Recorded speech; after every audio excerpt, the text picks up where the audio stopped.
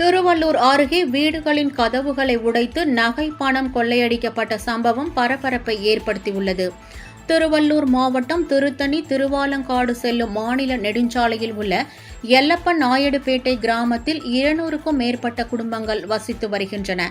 இங்கு வரிசையாக உள்ள 5 வீடுகளில் யாரும் இல்லாததை தெரிந்து கொண்ட கொள்ளையர்கள் நேற்றிரவு வீடுகளின் கதவுகளை உடைத்து நுழைந்தனர். முதலில் ராஜேந்திரன் என்பவரது வீட்டில் இருந்த 35,000 ரூபாய் பணத்தை திருடிய கொள்ளையர்கள் அருகில் இருந்த கார்த்திகேயன், சுமதி ஆனந்தன், சசிகலா, தயாளன் ஆகியோரின் வீடுகளிலும் கொள்ளை சம்பவத்தில் ஈடுபட்டனர். ஒரு வீட்டில் மட்டுமே பணம் சிக்கியதால் அதனை எடுத்துக்கொண்டு கொள்ளையர்கள் தப்பினர்.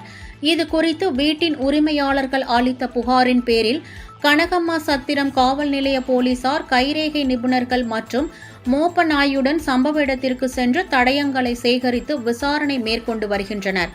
இச்சம்பவம் அப்பகுதியில் பரபரப்பை ஏற்படுத்தியுள்ளது.